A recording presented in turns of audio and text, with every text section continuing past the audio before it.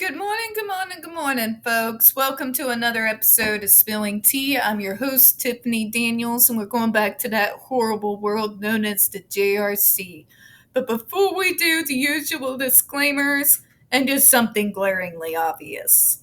Have you seen in the last two videos, you notice the organizations that have backed the JRC? Nearly every last one of them are places nobody's ever heard of because they're over 40 years old, and many of them, they do still exist, do so to such an extent that they're barely of note anymore. The few that are still around have since come out to condemn the practice, since other programs and treatment plans, ideas, medication, and therapies have come out since over 40 years ago. You notice another glaring thing, that none of these sources are modern. The closest thing to modern he could get was from a group back in 1995, literally a year after the DSM-4 came out. Very telling, isn't it? You'll see nobody, even from the early 2000s, let alone the mid-2000s, that has actually come out to support his insanity. That's because we know a lot more about these diagnoses these days. We've had studies, brain scans, many other things, and data collections since then. It's something very loud when you notice that no organization, as of right now, backs them. Even their most staunch supporter, ABAI, no longer supports them. Autism Speaks dropped them back in 2013 when they came under fire from us. By the way, if you think that fire has stopped, no, we're still coming for those bastards. But anyways, not the top point. We'll get into the Autism Speaks fight probably when finally JRC goes the way of the dodo too. Alright, now the disclaimers. In the description box, folks, you're going to find a link to the article that the Judge Rotenberg Educational Center doesn't want you to read. It is written by NeuroClastic, a small non-for-profit started by autistics for autistics, wherein they interviewed and surveyed over 900 ABA professionals in regards to the JRC's quote-unquote behavior modification program. Matter of fact, the JRC doesn't want you to read this article so much, they have threatened NeuroClastic with a defamation lawsuit. They did not remove it from the website. NeuroClastic has refused. So you know the drill. Please read that article and share on all your social media. We also have linked in their NeuroClastic's public statement regards to the defamation lawsuit threat, as well as a link to their GoFundMe. We are crowdfunding, folks, in case the JRC has the balls to see through with their threat. We got the other pertinent links to the Stop the Shocks campaign as well, including Autistic Hoya's massive archive on the subject, Jennifer Masumba's behavioral sheet of shockable offenses, a clip out of the 7-hour ordeal undergone by Andre McCollums back in 2002, the templates, and the ever-present self-explanatory change.org Shut the Judge Rotenberg Center Down petition. When we discuss the JRC, folks, you're going to hear vivid descriptions of and catch clips of surveillance footage of peoples with disabilities being tortured and abused. If you got young children present, please use your headphones. This channel is marked not for children for a reason. We use profanity and talk about dark subjects. If your child is 16 and younger and watching this channel, parental supervision is very obviously advised. Trigger warning, we are about to descend once again into the mad ravings of the lunatic mind known as Dr. Matthew Israel. You're going to hear outdated so-called papers that support his insanity. You're going to hear gaslighting, victim blaming, lies, pseudoscience, enough ableism and bigotry to circle the globe a few thousand times. So just, be prepared for that and a bunch of outdated bullshit we're about to read, shall we? Okay. Now, I have to drink more calming tea because we're about to hear more stupid. A prominently and widely used textbook in behavior modification has to say this. Contingent electric stimulation as punishment involves the presentation of a brief electrical stimulus immediately followed by an occurrence of the problem behavior. Although the use of the electrostimulation is controversial and evokes strong opinions, Duker and Size, 1996, report that 46 studies have demonstrated that contingent electric stimulation can be safe and highly effective method for suppressing chronic and life-threatening self-injurious behavior, SIB. One of the most rigorously researched and carefully applied procedures for implementing punishment by the electric stimulation for self-inflicted blows to the head or face is the self-injurious behavior inhibiting system, SBI. That's called the CBs. We're going to talk about that. Lynchwood, Iwato, Ricketts, Williams, and Griffin, 1990. Lynchwood, Purdue, Cohen, and Footlands, 1994. And if you notice all those names sound familiar, there's a reason. Ladies and gentlemen, all those doctors have worked and have been paid by Dr. Matthew Israel for decades. Those names all sound the same. They should. It's not coming from anywhere else outside of the JRC. Funny, ain't it? We're also talking about a device that is not nearly as powerful as the one that Dr. Matthew Israel is doing now. The SIBIS was approved by the FDA for usage. The GED3, the GED3A, the GED4, and the GED4A were not. Which is very clearly stated if you look at the testimonies that have been presented in the report done by the FDA when they were in the process of banning the device. Kind of telling, isn't it? The doctor is being dishonest. He's using a device that he got rid of in the mid-1990s for not being painful enough. Painful or strong enough. And if you don't believe me, go read the JRC's own literature on the subject, because this is a paraphrasing of the doctor's own words. The SIBIS literally was the bee sting. The GED3 operates on 15. The 3A works a little bit above that. GED4 works at 45.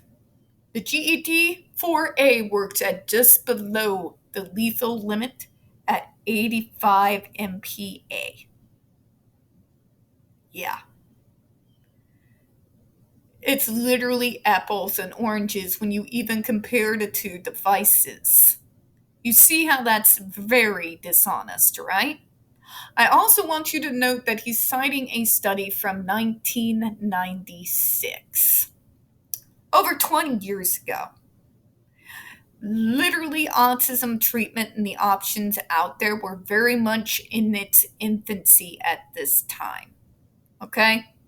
Most of the treatments that were used were a kind of a cocktail between the school special ed program and then your kid's pediatrician. Okay? I know this because, I lived it. All right? Let's move on, shall we? He's once again using outdated studies from devices that his school doesn't even use anymore. So it kind of is not worth the ink that he put out to actually produce this insanity. Let's move on. The JRC shock device is similar to the SIBIS device described above. You want to know how they're similar? They're both electric shock devices. That's where the similarities end. And how they are applied, yes, there's some similarity. But what he doesn't want to tell you is just how more powerful the devices he created are in comparison to the SIBIS device. The GED device was made because he thought that we just weren't experiencing enough pain and punishment. It was just not powerful enough to stop those urges, so we want to make them hurt. Your own words, doctor. You've tried to tell us advocates for years that we would not come against any of the other things you do at your school. I have gone through and torn apart every last one of them. come at me. It is very inconsistent to use that study when it was made for an entirely different device, not the one he's defending. He's also not elaborating on what the differences between the two devices are. So I'm just going to do that for him, you know? I'll be the good Samaritan, right? Okay. A widely used psychiatry textbook has this to say. Aversion therapy. While behavior interventions typically employ positive rewards to obtain the desired responses, the effects may take weeks and months of training. Self-injurious behaviors may be refractory to the useful behavioral interventions, physical restraints, and pharmacotherapy. In such situations, applications of aversive techniques may result in cessation of the behavior that could injure the person. Although unavailable at the Kennedy Krieger Institute, the Johns Hopkins Hospital, or the Johns Hopkins Medical Institution, the Johns Hopkins University, Bellevue Hospital Center, and New York University, aversive therapy is reported to be an effective intervention for the challenging behaviors, including self-injurious behaviors. While aversive therapy is illegal in some locations and controversial in others, a comprehensive discussion of self-injurious behavior includes the mention of this despicable technique. Punishment. The application of noxious stimulus, such as an electric shock, immediately after self-injury is a quick, effective method of eliminating the behavior. One aversive approach is administer of a spray of water from a water pistol to the nose or face. But that's not what the JRC does. And they know it. These people who came out in defense of them early were just as dishonest and sick as the JRC. Other aversive techniques include application of a small current of electricity to the skin, resulting in a small electric shock. Loud bursts of noise have also been employed as aversive stimulus. All of these things that they're mentioning that he's using as a defense are all mechanisms that are no longer used whatsoever in the current form of treatment when it comes to developmental disabilities. They were banned a long fucking time ago, as other treatment programs have come to the light to help with the other areas of difficulty that the treatments that were available at the time did not have the ability to be able to cover. He is willingly citing outdated material coming from a textbook that comes from the 90s. Okay? Just putting it out there. Aversive techniques are illegal in some locations, and clinicians must know and follow local laws. While there is potential for abuse and misuse by untrained individuals, aversive approaches, as noted above, are sometimes effective. Referral of the subjects to patient facilities experiencing the practice of aversive therapy may be appropriate for people with autism who exhibit self-injurious behaviors unresponsive to alternative treatments. This is the 1990s, folks, and if you just felt a ball of energy that is just pure animalistic rage at what we just read, then you can sign yourself up with the rest of us who work with ASAN and other like-minded places. These textbooks are from the 1990s. They have since then banned aversives throughout the entirety of the medical community. And yes, we are talking even the time when he wrote this paper. This doctor is once again misrepresenting himself and misrepresenting the textbooks that he's citing. You notice he does not tell you who issued the textbook, nor is he telling you when it was published. He is not telling you who wrote it. More than likely, it is a textbook that is written by the JRC. So what are we learning here, folks? Other than the obvious that's probably going to be paramount to the next God. The last 3 videos has literally been Dr. Matthew Israel citing outdated works. I will again raise you the point that should be glaringly obvious that nobody, even within the constraints of 2010, was putting forth any studies, papers, or textbooks backing up his madness. He has to resort to citing things back from the 90s, the 80s, and the fucking 70s. He's also being dishonest. And when he's talking about the support for these devices, it was not for the GED that those were written. It was written about another device, one that, as he has alluded to in the past, has been used to help others quit smoking and drinking. The SIBIS is the actual bee sting. What he's using these studies to defend is a completely different device. And the only thing that the two devices have in common is that they're both electrical shock devices. And that is where the similarities end. The devices he's currently using, yes, even back in 2010, are 1,000 fucking times more powerful than the SIBIS, which was actually approved by the FDA. The FDA approved of SIBIS. They approved of the GED 1A. That's all they've approved. These more powerful devices that he's souped up because it has to cause them physical pain have not been approved by anyone, nor has there been any studies, data, or any kind of other support from the entirety of the rest of the medical community. Funny that, right? This doctor is citing outdated studies for a reason. Because no one who was his contemporaries of the time of 2010 was doing or writing anything that backs his bullshit.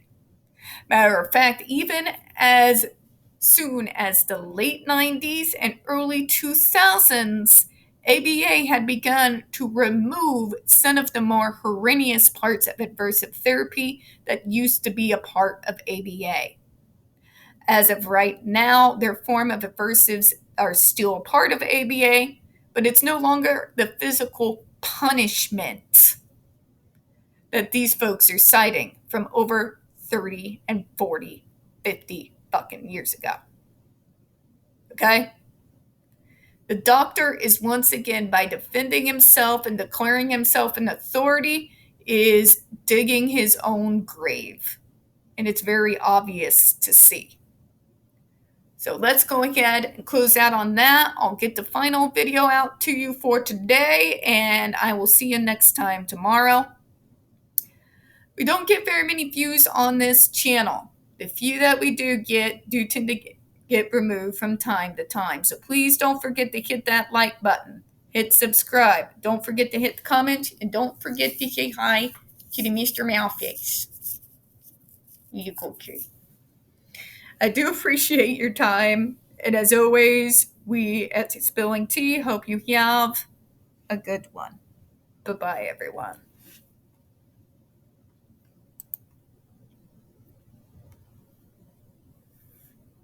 You cool kitty.